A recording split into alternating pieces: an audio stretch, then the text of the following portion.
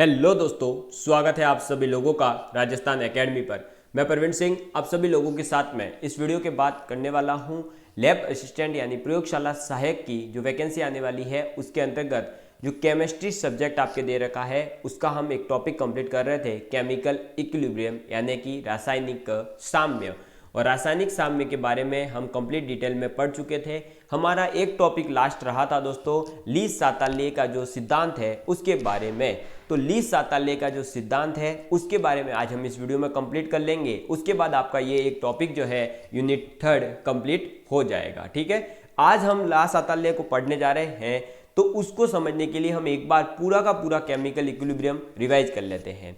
आप लोगों को मैंने बताया था कि केमिकल इक्विलिब्रियम आएगा किसमें, केमिकल इक्वेशंस के अंदर ही। तो केमिकल इक्वेशंस या केमिकल रिएक्शंस जो होती है वो दो टाइप की होती है, एक होती है अनुत्क्रमणीय, एक होती है उत्क्रमणीय। अनुत्क्रमणीय का मतलब होता है वे रिएक्शंस जो एक ही डायरेक्शन में कंप्लीट होगी या एक ही दिशा में संपन्न होती है, जिसके उदाहरण थे उदासीनीकरण है, ऑक्सीकरण अपचयन है, दहन अभिक्रियाएं हैं और उत्क्रमणीय अभिक्रियाएं दोनों ओर की दिशाओं में जो है अग्रसर होती है, यानी कि अग्रभाग में भी जाएगी और पश्च भाग में भी जाएगी, यानी फॉरवर्ड रिएक्शन भी होगी और बैकवर्ड रिएक्शन भी होगी। जिसके एग्जांपल मैंने बताया था कि आयरन यानी Fe की जब आप रिएक्शन करवाएंगे H2O के साथ में तो Fe3O4 H2 बनेगा। कैल्शियम कार्बोनेट की जब आप रिएक्शन करवाएंगे तो calcium oxide plus carbon dioxide बनेगी। ठीक है, फिर हमने बात करी थी कि जो है आपके रासायनिक साम्य की अवस्था होती है उसका मतलब क्या होता है। तो रासायनिक साम्य अवस्था का मतलब है दोनों ओर की अभिक्रियाओं का वेग जब बराबर हो जाए। क्या रिएक्शन रुकती है? नहीं, रिएक्शन जो है दोनों ओर से बराबर मात्रा में काम करती है, दोनों ओर का जो वेग होता है वो बराबर हो जाता है। इसलिए हमें ऐसा लगेगा कि रिएक्शन रुक गई है, लेकिन रिएक्शन रुकेगी नहीं, रिएक्शन जो है चलती ही रहती है। इसलिए इसे कहा जाता है गतिक साम्य। फिर हमने बात करी अग्र अभिक्रियाएं यानी फॉरवर्ड रिएक्शंस। तो फॉरवर्ड रिएक्शन का मतलब होता है वे अभिक्रियाएं जो बाई ओर चलने वाली है और पश्च अभिक्रियाएं जो दाई ओर चलने वाली है। जो साम्य अवस्था होती है यानी जो इक्विलिब्रियम स्टेज होती है वो उत्क्रमणीय अभिक्रियाओं में जो है प्राप्त की जा सकती है और उत्क्रमणीय अभिक्रियाओं के 3 उपादानों पर ये निर्भर करती है, यानी 3 फैक्टर्स पर ये डिपेंड करती है। और वो 3 फैक्टर्स या उपादान कौन से थे? तो ताप, दाब और सांद्रता, यानी कि टेम्परेचर, प्रेशर एंड कंसंट्रेशन के ऊपर आपकी जो इक्विलिब्रियम स्टेज है वो डिपेंड करेगी। ठीक है, फिर हमने बात करी थी दोस्तों कि साम्य स्थिरांक और जो मुक्त ऊर्जा होती है उसके बारे में, free gives energy and chemical equilibrium constant या इक्विलिब्रियम कांस्टेंट भी कहते हैं। अब उसको समझने से पहले हमने समझा था law of mass action. Law of mass action क्या कहता है कि जो अभिक्रिया है उसका वेग उसके क्रियाकारकों के सक्रिय द्रव्यमान एक्टिव मास कितना है उसके गुणनफल के समानुपाती होता है। और जो कि मैंने फिर आपको लिखवाया भी था कि अग्र अभिक्रिया का वेग जो है वो डिपेंड करेगा उसके जो क्रियाकार अभिकारक है या रिएक्टेंट है उनके एक्टिव मास के गुणनफल के, और पश्च अभिक्रिया का जो वेग है वो डायरेक्टली प्रोपोर्शनल होता है उत्पादों के एक्टिव मास के गुणनफल के। ठीक, फिर हमने बात करी थी कि साम्य अवस्था पर जो साम्य स्थिरांक होता है Kc, उसके बारे में। Kc कब मिलेगा? जब आपकी अभिक्रिया कैसी हो दोस्तों, द्रव रिएक्टेंट हो या फिर आपके ठोस हो। लेकिन अगर गैस से होते हैं तो हम जो है क्या यूज करते हैं, प्रेशर यूज करते हैं, यानी Kp की वैल्यू यूज करेंगे। तो Kc बराबर होता है Kf/Kb, यानी कि फॉरवर्ड डायरेक्शन का जो इक्विलिब्रियम कांस्टेंट है अपॉन में बैकवर्ड डायरेक्शन का इक्विलिब्रियम कांस्टेंट। ठीक है, और Kc इक्वल टू क्या होता है, उत्पादों का एक्टिव मास जो है उसका गुणनफल बट्टे अभिक्रिया जो अभिकारक है रिएक्टेंट है उनके एक्टिव मास का गुणनफल। ठीक, चलिए फिर हमने सीखा था मुक्त ऊर्जा होती क्या, यानी डेल्टा जी। तो डेल्टा जी का मतलब है जो उत्पादों की ऊर्जा है उसमें से क्रियाकारक की ऊर्जा को अगर घटा दिया जाए तो जो ऊर्जा बच रही है उसे हम कह रहे थे मुक्त ऊर्जा। अब जो मुक्त ऊर्जा है दोस्तों डेल्टा जी वो अगर जीरो हो, क्या हो, डेल्टा जी अगर जीरो हो, इसका मतलब क्या हुआ, तंत्र जो है आपका जो सिस्टम है वो साम्य अवस्था में है, यानी इक्विलिब्रियम स्टेज में आ चुका है और वहां किसी प्रकार का कोई काम नहीं हो रहा है। अगर डेल्टा जी ग्रेटर देन जीरो है तो हम कह सकते हैं कि तंत्र के ऊपर कुछ कार्य हो रहा है। समझ में आ गई बात। और अगर delta G less than zero है, delta G less than zero है, तो हम कह सकते हैं कि अभिक्रिया के स्वतः होने के साथ कुछ कार्य भी संपन्न हो रहा है। ठीक, फिर हमने सीखा था सक्रिय द्रव्यमान यानी एक्टिव मास होता क्या है।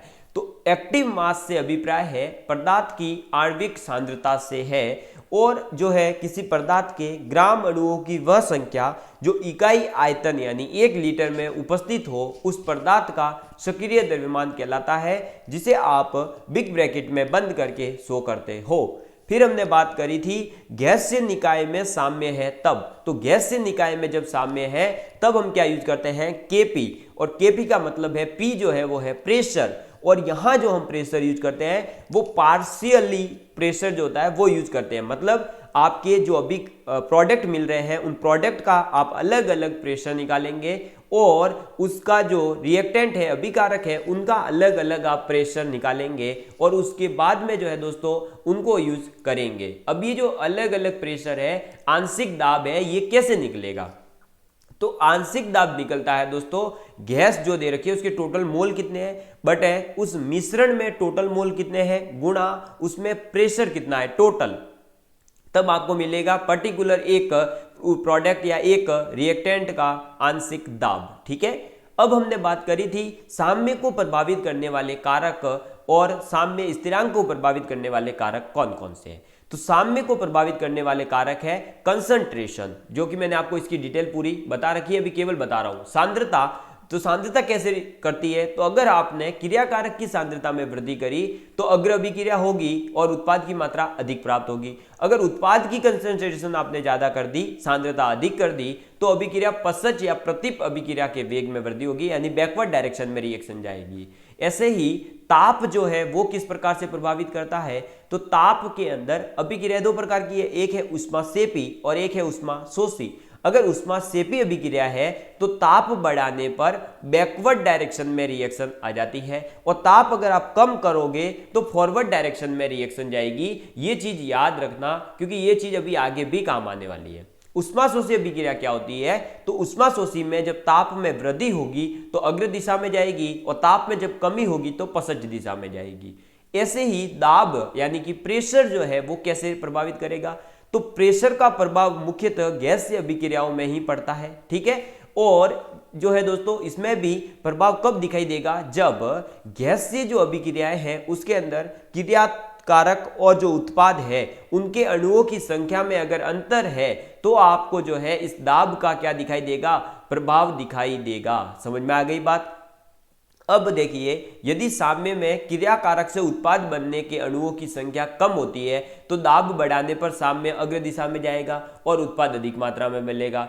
अगर जो है इसकी जगह उल्टा हो रहा हो, यानी कि आपके संख्याओं में वृद्धि हो रही हो, तो दाब बढ़ेगा, और जब दाब बढ़ेगा तो जो साम्य है आपकी जो मतलब रिएक्शन है वो साम्य प्रतिप दिशा की ओर बढ़ने लगेगा, यानी बैकवर्ड डायरेक्शन में जाएगा। ठीक है, और ऐसी विक्रिया जिसमें दोनों ही अणुओं की संख्या बराबर है वहां दाब का कोई प्रभाव नहीं पड़ेगा, और इसके बारे में पूरी जानकारी मैं पीछे डिटेल में समझा चुका हूं। तो आप टोटल ये जो 7 वीडियोज है इनको कंप्लीट देख लीजिए, आपका केमिकल इक्विलिब्रियम का एक भी क्वेश्चन बाहर नहीं जाएगा, इस बात की मैं गारंटी दे सकता हूं। अब इसके बाद में हमने पढ़ा था उत्प्रेरक के बारे में। उत्प्रेरक यानी आप ये कह सकते हैं कैटलिस्ट। कैटलिस्ट का मतलब है जो आपको जो है उत्प्रेरित करे। जैसे कि आप लोगों को मैं उत्प्रेरित करने के लिए एक मोटिवेशन सेशन भी लेता रहता हूं, आपको मोटिवेट करने के लिए मैं लाइव आकर के आपके साथ डिस्कस करता हूं। तो वो लाइव जो मैं आपके साथ आ रहा हूं, जो मोटिवेशन आपको दे रहा हूं, वही क्या है, कैटलिस्ट है आप लोगों के लिए। तो आपके और मेरे बीच अगर जो रिएक्शन हो रही है वहां कैटलिस्ट क्या काम कर रहा है, जो मोटिवेशन है वो है। तो ऐसे ही जब रिएक्शन हम केमिकल के बारे में बात करते हैं, केमिस्ट्री में जब मोटिवेशन की बात की जाती है तो उस वर्ड के लिए हम मोटिवेशन की जगह कैटलिस्ट वर्ड यूज करते हैं। कैटलिस्ट क्या करता है, अभिक्रिया को एक नया पथ जो है वो प्रदान करता है जिससे कि वह जल्दी से जल्दी अभिक्रिया कंप्लीट हो। लेकिन क्या उस उत्प्रेरक से साम्य पर कोई प्रभाव पड़ता है, नहीं पड़ता। क्यों नहीं पड़ता, क्योंकि ये जो है दोस्तों केवल अभिक्रिया को फास्ट करता है, ये नहीं है कि ये जो है कोई रिएक्शन के अंदर जुड़ करके कोई अलग से इफेक्ट लाएगा, नहीं, इसका कोई प्रभाव नहीं पड़ता। ये जो है केवल और केवल रिएक्शन के समय को कम करता है। ठीक है, फिर मैंने आपको बताया था कि उत्प्रेरक क्या होता है। तो उत्प्रेरक क्या होता है दोस्तों, अभिक्रिया को गति प्रदान करता है। साम्य स्थिरांक को प्रभावित करने वाले कारक कौन है, तो ताप है।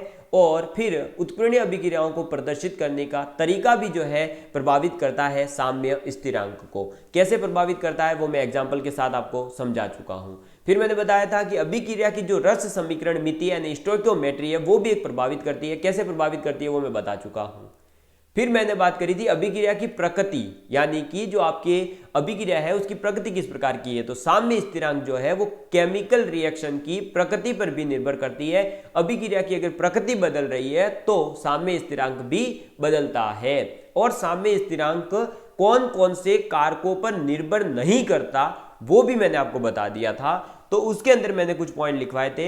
पहला पॉइंट था प्रारंभ में लिए गए अणुओं की जो वास्तविक सांद्रता है उससे कोई प्रभाव नहीं पड़ता, प्रारंभिक दाब से कोई प्रभाव नहीं पड़ता, पात्र या जो आपका तंत्र है उसके आयतन से कोई प्रभाव नहीं पड़ता, उत्प्रेरक की उपस्थिति से कोई प्रभाव नहीं पड़ता है। फिर मैंने बात करी थी कि जो साम्य स्थिरांक है केमिकल इक्विलिब्रियम कांस्टेंट है उसके उपयोग क्या है। तो वो काम आता है स्थिरांक, जो साम्य स्थिरांक है उसकी सहायता से आप ये पता लगा सकते हो कि अभिक्रिया की जो सीमा है, अभिक्रिया किस लिमिट तक जो है जा सकती है उसके बारे में, अभिक्रिया की दिशा का अनुमान लगाया जा सकता है। साम्य अवस्था पर अभिक्रिया एवं उत्पादों की सांद्रता की गणना की जा सकती है। फिर ये तीनों मैंने आपको करके बता दिए थे कि आप कैसे गणना वगैरह करोगे। ठीक, अब दोस्तों जो है हमारे बात आ जाती है किसकी, केपी एंड केसी के रिलेशन की। तो केपी इक्वल टू होता है केसी इंटू आर की power delta n. Delta n क्या क्या होता है वो चीजें मैं आपको समझा चुका हूं। अब फाइनली जो है दोस्तों हमारा लास्ट टॉपिक है वो है ला साताले का नियम, ली चैटरलिस प्रिंसिपल। ली चैटरलिस प्रिंसिपल कहता है कि यदि साम्य अवस्था की स्थिति में, ये देखो जो ला साताले का नियम है ना वो कुछ भी नहीं कर रहा, वो आपके जैसा है। जैसे हम आपको कहते हैं कि पढ़ाई करो तो आप पढ़ाई नहीं करते हो, ठीक है। आप पढ़ाई करते हो क्या, नहीं करते हो, ठीक है। और जब आप लोगों के एग्जाम सर के ऊपर होते हैं, जब हम कहते हैं कि बेटा अब थोड़ा सा जो है नींद वगैरह अच्छे से लेना और पेपर में जो है शांति से बैठ करके रिलैक्स होकर के देकर आना, तो तब आप क्या करते हो, तब आप उल्टा प्रोसेस अपनाते हो, तब आप पढ़ने लगते हो। और पढ़ते इतना हो कि तब आप जो है बीमार तक पढ़ने लग जाते हो। तो क्या हुआ, जो हमने बोला वो नहीं किया आपने अपनी मन मर्जी के जो हिसाब से चले, इसलिए जो है फिर आपका सिलेक्शन भी कई बार नहीं हो पाता है। तो आपको जो है दोस्तों ला साताले का नियम ऐसे ही समझना है। ये क्या करता है, जब साम्य अवस्था की स्थिति आ जाती है तो ये तंत्र के अंदर सांद्रता, ताप, दाब में परिवर्तन किया जाएगा। अगर आप साम्य अवस्था आ चुकी है और आप ताप दाब तंत्र में जो आपका है उसको अगर आप प्रभावित कर रहे हैं, उसको चेंज कर रहे हैं, तो ऑब्वियस सी बात है जो साम्य अवस्था है वो क्या होगी दोस्तों, प्रभावित होगी। अब साम्य अवस्था प्रभावित होती है, उस प्रभाव को नेग्लिजिबल करने के लिए, उस प्रभाव को नष्ट करने के लिए ला साताले का क्या नियम है, वो कहता है कि जिस चीज को आपने करा, आपने क्या करा, अगर सपोज करिए कंसंट्रेशन बढ़ाई, तो ये क्या करेगी रिएक्शन, कंसंट्रेशन कम करने का प्रयास करती है। मतलब जो आपने तंत्र के अंदर परिवर्तन किया तो जो साम्य है वो स्वयं की ऐसी दिशा में जाएगा, यानी अग्र दिशा में जाएगा या बैकवर्ड फॉरवर्ड डायरेक्शन में जाएगा या बैकवर्ड डायरेक्शन में, यानी अग्र दिशा में जाएगा या पश्चिम दिशा में जाएगा, लेकिन जाएगा उस तरफ जिस तरफ वो प्रभाव जो है वो कम होता हो। समझ में आ गई बात। तो साम्य स्वतः ऐसी दशा में या ऐसी दशा में अग्रसर होता है जिससे कि आपका ये पॉइंट यहां जो है मैंने उसको लिखी, अब तो अग्रसर हो जाता है जिससे कि आपके कारकों का प्रभाव नष्ट हो। क्या हो दोस्तों, जो आपने भाई सांद्रता बढ़ाई है तो उसका प्रभाव नष्ट हो जाए, ताप बढ़ाया तो उसका प्रभाव नष्ट हो, तो जिससे कारकों का प्रभाव नष्ट हो। समझ में आ गई बात। तो ला साताले का नियम क्या कहता है कि आपने साम्य अवस्था की स्थिति में ताप है, दाब है, कंसंट्रेशन है, सांद्रता, इसको आपने चेंज कर दिया। चेंज करोगे तो ऑब्वियस सी बात है केमिकल इक्विलिब्रियम की जो स्टेज है वो चेंज होगी, और केमिकल इक्विलिब्रियम की अगर स्टेज चेंज होती है तो आपका ला साताले नियम कहता है कि अभिक्रिया स्वतः ही ऐसी दशा में जाना उचित समझेगी या स्वतः ही उस दिशा में अग्रसर होगी जिस दिशा में उस कारक का प्रभाव नष्ट हो। इसे कहा जाता है ला-साताले का नियम। ला-साताले का नियम रासायनिक अभिक्रियाओं और भौतिक अभिक्रियाओं या जो भौतिक साम्य है दोनों ही के लिए लागू होता है। ये बात आपको याद रखनी है क्योंकि ये पूछा गया था कि ला-साताले का जो नियम है वो निम्नलिखित में से किस साम्य पर प्रभावी नहीं है, और वहां ऑप्शन दे दिए गए रासायनिक, भौतिक, दोनों या दोनों में से कोई नहीं। तो दोस्तों ये दोनों के ऊपर प्रभावी है, तो रासायनिक पर भी प्रभावी है और भौतिक साम्य पर भी प्रभावी है। लेकिन जो हमारे को ज्यादा क्वेश्चन पूछे जाते हैं वो क्वेश्चन पूछे जाएंगे रासायनिक साम्य से संबंधित। तो मैं आप लोगों को रासायनिक साम्य के बारे में पहले कंप्लीट डिटेल बता देता हूं कि ये कैसे प्रभावित करता है, क्या करता है। हालांकि हम ये चीजें पीछे पढ़ चुके हैं, वापस एक बार केवल रिवाइज हो रही है। देखिए, सांद्रता परिवर्तन का प्रभाव आप लोगों को दोस्तों मैंने बताया था कि सपोज करिए A प्लस बी रिएक्शन से बन रहा है C प्लस डी।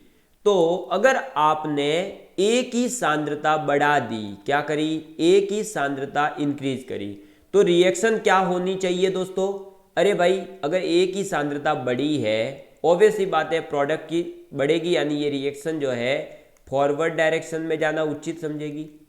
ठीक है, लेकिन ला-साताले का नियम के अकॉर्डिंग क्या होगा, ये रिएक्शन बैकवर्ड डायरेक्शन में जाएगी, जिससे कि क्या हो दोस्तों, देखो भाई इंक्रीज करेंगे उत्पाद बढ़ गया, अब ये उत्पाद जो बढ़ा तो ये रिएक्शन वापस बैकवर्ड डायरेक्शन में आना स्टार्ट करती है, ताकि जो उत्पाद बढ़ा है, जो प्रभाव आपका पड़ा कंसंट्रेशन का, उसको वो क्या करे, शून्य करने का प्रयास करे। समझ में आ गई बात, क्लियर हो गया। तो सांद्रता परिवर्तन का क्या प्रभाव होगा, जब आप उत्पाद की या सॉरी आप जब अभिकारक की सांद्रता बढ़ाएंगे तो अभिक्रिया फॉरवर्ड डायरेक्शन में जाएगी, लेकिन फॉरवर्ड डायरेक्शन में जैसे ही उत्पाद बढ़ेगा तो वापस ये बैकवर्ड डायरेक्शन में आएगी एट ए स्टैंड। पहले फॉरवर्ड जाती है फिर तब के तब वापस बैकवर्ड आती है। तो ये जो प्रभाव हुआ इसको कहते हैं ला-साताले का नियम। तो कंसंट्रेशन पर क्या प्रभाव पड़ेगा समझ में आ गया, ठीक है। तो यही आप लोगों को याद रखना है। चलिए नेक्स्ट जो है दोस्तों, अगर आप इसमें थ्योरी लिखना चाहते हैं तो आप इसकी थ्योरी लिख सकते हैं। मैंने थ्योरी जो है नहीं लिखी है बोर्ड के ऊपर, आप खुद लिख लीजिए। ये कहता है कि क्रिया कारक की सांद्रता में वृद्धि करने पर, क्रिया कारक यानी रिएक्टेंट की सांद्रता में वृद्धि करने से या बनने वाले क्रिया फलक या जो उत्पाद है उसको हटाते रहने से अभिक्रिया जो है, जो साम्य है, वो अधिक उत्पाद बनने की दिशा में अग्रसर हो जाता है। जबकि आपने अगर उत्पाद की सांद्रता में वृद्धि कर दी तो साम्य जो है अधिक क्रिया कारक बनने की दिशा में अग्रसर हो जाता है। समझ में आ गई बात कहने का। देखो जो बोला है वो क्या है, केवल इतना बोला है, आपने A की अगर सांद्रता बढ़ा दी, रिएक्शन जाएगी फॉरवर्ड डायरेक्शन में, लेकिन आपको अगर पूछा जाए कि इसकी कंसंट्रेशन बढ़ाई है तो रिएक्शन कहां जाएगी, तो आप कहोगे बैकवर्ड डायरेक्शन में। किधर जाएगी, बैकवर्ड डायरेक्शन में। क्यों, फॉरवर्ड तो जानी चाहिए, लेकिन ला-साताले नियम के अनुसार वो फॉरवर्ड जाते ही बैकवर्ड आ जाती है, इसलिए हम ये कहेंगे कि बैकवर्ड आएगी। समझ में आ गई बात। तो आपको ऐसी रिएक्शन देकर के पूछ ले कि बताइए मैंने जो है C की कंसंट्रेशन बढ़ा दी, क्या कर दिया, C की कंसंट्रेशन बढ़ा दी, C की कंसंट्रेशन बढ़ाई है, इसका मतलब क्या हुआ, उत्पाद से जो अभिकारक बनने की जो अभिक्रिया है वो बैकवर्ड डायरेक्शन में जानी चाहिए थी, ये रिएक्शन कहाँ जाएगी, बैकवर्ड डायरेक्शन में, लेकिन आप कहेंगे कि ये फॉरवर्ड में जाएगी।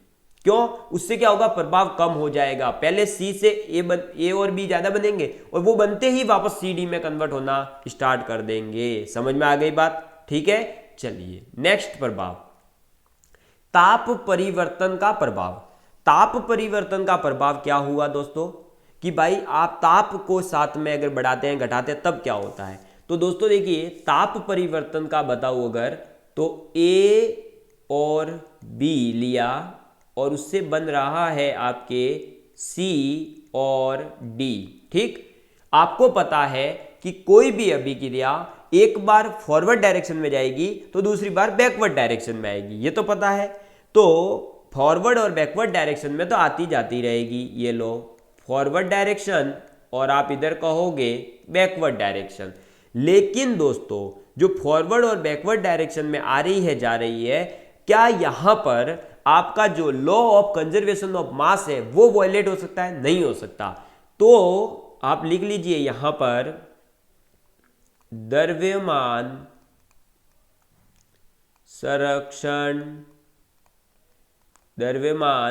संरक्षण के नियमानुसार, ठीक है, उस नियम के अनुसार देखो द्रव्यमान संरक्षण नियमानुसार क्या हो जाएगा कि द्रव्यमान संरक्षण नियमानुसार जो है दोस्तों अभिक्रिया चाहे फॉरवर्ड डायरेक्शन में गई हो चाहे बैकवर्ड डायरेक्शन में गई हो, अल्टीमेटली जो टोटल द्रव्यमान था वो तो उतना ही रहेगा। क्या द्रव्यमान की मात्रा चेंज हो जाएगी? नहीं होगी। तो द्रव्यमान की मात्रा चेंज नहीं हो इसके लिए अभिक्रिया जो है एक बार तो क्या होगी, एक बार होगी उष्मा सेपी, ठीक है। तो दूसरी बार अभिक्रिया जो है वो होती है उष्मा शोषी, ठीक, समझ में आ गई बात। तो ताप परिवर्तन का प्रभाव कैसे पड़ेगा? देखिए कोई भी रिएक्शन है एक बार फॉरवर्ड डायरेक्शन में जाती है और एक बार बैकवर्ड डायरेक्शन में आती है, ठीक, फॉरवर्ड बैकवर्ड चलता रहता है, तभी तो आएगा केमिकल इक्विलिब्रियम। आपको समझ में भाई इक्विलिब्रियम आता ही कब है? जब रिएक्शन जो है दोनों ही दिशा में चले, उत्क्रमणीय हो।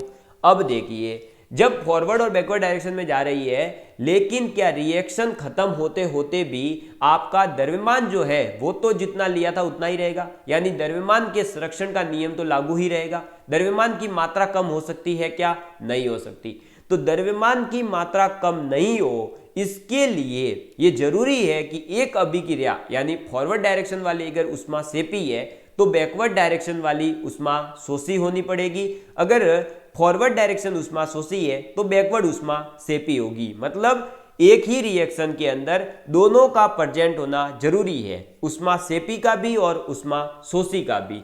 जो उष्मा सेपी अभिक्रिया है इसको आप इंग्लिश में कह सकते हैं एक्सोथर्मिक, समझ में आ गई बात। और आप जो उष्मा शोषी अभिक्रिया है इसको कहोगे एंडोथर्मिक, ठीक है। ये बात आपको याद रखनी है। तो अगर उष्मा सेपी है और उष्मा शोषी अभिक्रिया है तो इनके ऊपर ताप के परिवर्तन का प्रभाव क्या पड़ता है ये चीज तो मैं पीछे बता चुका हूं। अरे बता चुका हूं ना भाई, अरे बता चुका हूं ना दोस्तों, बता चुका हूं ना, नहीं बताया क्या पीछे? देखो लो आप खुद ही, ये देखो, ये देखो, इधर देखो, ये देखो, एक मिनट जस्ट आपको बता रहा हूं, देखिए ताकि आप लोगों को याद आ जाए कि ये देखो पीछे जो पड़ा वही काम आ रहा है।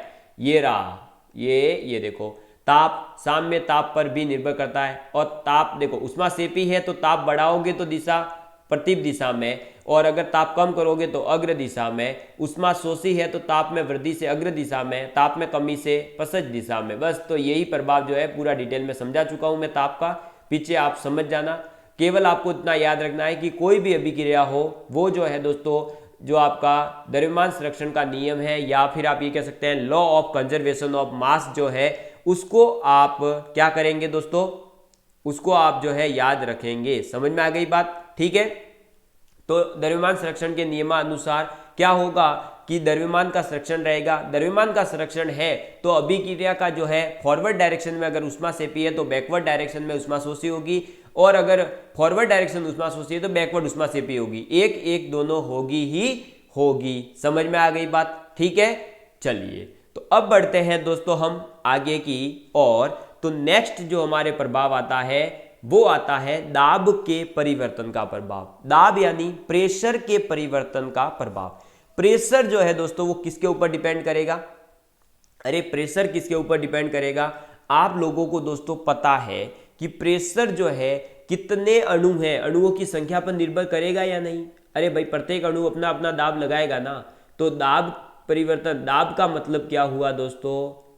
अणुओं की संख्या पर निर्भर, ठीक है। तो जो दाब है आपका, प्रेशर है, वो अणुओं की संख्या पर निर्भर करेगा। इसका मतलब ये हुआ कि जैसे देखिए आपके पास, इसको डायरेक्ट एग्जांपल से ही समझा रहा हूं, आपने लिया दोस्तों N2 प्लस इसकी रिएक्शन करवा दी हाइड्रोजन से 3H2, इसने आपको दे दिया क्या क्या दे दिया 2NH3। ठीक है, तो आपके इधर आप अणु देखेंगे तो कितने हैं, एक इसका और 3 इसके, 4। ठीक है, ये मैं डायरेक्ट एग्जांपल से समझाता हूं, 4 अणु, और इसके कितने हैं, 2 अणु। समझ में आ गई बात, क्लियर है। तो दाब परिवर्तन का जो प्रभाव है वो कैसे पड़ेगा, तो दाब जो है दोस्तों परिवर्तन का प्रभाव कैसे पड़ेगा वो समझ रहे हैं हम। दाब का प्रभाव, पहले तो हमें ये पता हो कि दाब परिवर्तन किससे होगा, तो दाब जो है वो डिपेंड करेगा अणुओं की संख्या कितनी है अभिक्रिया के अंदर उसके ऊपर। अब अणुओं की संख्या जो है दोस्तों वो कैसे प्रभावित करेगी, तो ऑब्वियस सी बात है कि प्रत्येक अणु जो है अपना प्रभाव दिखाएगा। तो अगर आपने जो है N2 + 3H2 की रिएक्शन करवाई और 2NH3 आपको मिल गया, तो इसके अंदर 4 अणु है और इधर जो है आपके 2 अणु है। समझ में आई बात। तो 4 अणु, N2 का 1 और 3 NH2 का, यहाँ 4 अणु है तो प्रेशर यहाँ ऑब्वियस सी बात है ज्यादा होगा, तो प्रेशर P1 इधर नाम देता हूं, और अगर इधर P2 दूं तो ऑब्वियस सी बात है प्रेशर जो P1 है वो ज्यादा है P2 से। अब अगर इधर प्रेशर ज्यादा है तो क्या होगा दोस्तों, अरे भाई ऑब्वियस सी बात है कि जिस तरफ आपके जो है दोस्तों, अब देखो प्रेशर किधर है, किधर ज्यादा है, ऑलरेडी P1 ज्यादा है। अब अगर मैंने और प्रेशर बढ़ाया तो अभिक्रिया क्या करेगी, प्रेशर कम करने की ओर भागेगी। प्रेशर कम किधर होगा, जिस तरफ अणुओं की संख्या कम है। तो जैसे ही आप प्रेशर बढ़ाएंगे ये अभिक्रिया जो है इधर जाएगी, फॉरवर्ड डायरेक्शन में। अगर इधर अणु ज्यादा हो जाते तो ये अभिक्रिया बैकवर्ड डायरेक्शन में भागती। कहने का मतलब है दाब बढ़ाओगे तो अभिक्रिया उस तरफ जाएगी जिस तरफ अणुओं की संख्या कम है। तो आप ये याद रखेंगे कि दाब बढ़ाने पर अभिक्रिया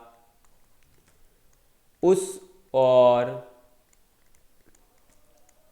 अग्रसर होगी जहां अणु कम है। समझ में आ गई बात। ठीक है, ये कहता है ला साताले का नियम। बस जो भी हो रहा है उसका उल्टा करते चलना है हमेशा, बस यही है ला साताले के नियम का मतलब, और कुछ भी नहीं है। ठीक है, समझ में आ गई बात। चलिए दोस्तों अब बात करते हैं हम किसके बारे में, नेक्स्ट पॉइंट जो हमारा है, देखो दाब के बारे में बता दिया, जिस तरफ अणु होंगे उस तरफ ही भागती जाएगी। अब है अकीर्य गैस जो है, आपने अगर इनर्ट गैसें हैं उनको ले लिया, जैसे आर्गन है। अब आपने अगर आर्गन का योग किसी भी अभिक्रिया में करवा दिया कोई प्रभाव नहीं पड़ता है। क्यों कोई प्रभाव नहीं पड़ता, क्योंकि दोस्तों अगर आपने गैस ही कौन सी ली, अकीर्य गैस का मतलब जो किसी के साथ क्रिया नहीं करेगी। अब अगर अकीर्य गैस क्रिया ही नहीं कर रही तो उससे अभिक्रिया के ऊपर कोई प्रभाव ही नहीं पड़ने वाला है। इसलिए अकीर्य गैस के योग से आपका जो साम्य है उसके ऊपर कोई प्रभाव नहीं पड़ता है। आप चाहें तो गैस जो है कोई भी ऐड करें, लेकिन गैस जो है दोस्तों अगर उस अभिक्रिया के साथ रिएक्शन कर रही है तब तो प्रभाव पड़ेगा। अभिक्रिया के साथ प्रभाव नहीं कर रही है तो कोई कुछ नहीं होने वाला है। ठीक है, तो आपको हमेशा पहले ये देखना है जो प्रभाव दे रहा है उसके बारे में कि उसका उस रिएक्शन में कोई प्रभाव पड़ने वाला भी है या नहीं। अकीर्य क्रिया, अगर अकीर्य गैस ऐड कर रहे हैं तो कोई प्रभाव पड़ेगा क्या रिएक्शन पर, नहीं। जब रिएक्शन पर कोई प्रभाव नहीं पड़ रहा है तो उसके साम्य पर कोई प्रभाव नहीं पड़ेगा। वैसे ही उत्प्रेरक का प्रभाव पड़ता है क्या, कोई प्रभाव नहीं। क्यों, क्योंकि अभी जस्ट पीछे बताया जा चुका है कि अभिक्रिया के अंदर उत्प्रेरक जो है केवल और केवल क्या करता है दोस्तों, एक अभिक्रिया को नया मार्ग प्रदान करता है। क्या करता है, नया मार्ग प्रभाव प्रदान करता है। और नए मार्ग से क्या होता है, रिएक्शन जल्दी कंप्लीट होती है। जल्दी कंप्लीट होने का क्या आपके साम्य से कोई प्रभाव पड़ेगा, नहीं। इसलिए उत्प्रेरक का प्रभाव और अकीर्य गैस का प्रभाव जो है किसी भी प्रकार से देखने को नहीं मिलता है। समझ में आ गई बात। ठीक है, चलिए दोस्तों अब जो है दोस्तों आप लोगों के ये ला साताले का नियम भी हो गया है कंप्लीट। तो इसी के साथ में आपका जो है केमिकल इक्विलिब्रियम जो टॉपिक दे रखा था वो कंप्लीट होता है। अब आप लोगों को दोस्तों बताना है कि ये वीडियोस जो हमारे द्वारा प्रोवाइड किए गए कैसे लगे हैं, और अगर आपको अच्छे लगे हैं तो प्लीज़ लाइक एंड शेयर करना बिल्कुल ना भूलिएगा, क्योंकि आप लोगों के सपोर्ट से ही हमें जो है दोस्तों जो क्या मिलता है, मोटिवेशन मिलता है। और आप लोगों का मोटिवेशन अगर हमें मिलता रहा तो हम जिस प्रकार से सेकंड ग्रेड का है, आपके एनवीएस लैब असिस्टेंट का है, रीट का है, जो जो सभी कोर्सेज हमने फ्री प्रोवाइड करवाए वैसे ही आपको भी प्रोवाइड करवा देंगे पूरा का पूरा कोर्स फ्री में। ठीक है, चलिए दोस्तों मिलते हैं अगली क्लास में। नया टॉपिक कौन सा स्टार्ट किया जाए प्लीज कमेंट करके जरूर बताइएगा। और इस वीडियो के इस टॉपिक में भी आपको कोई ऐसा लग रहा हो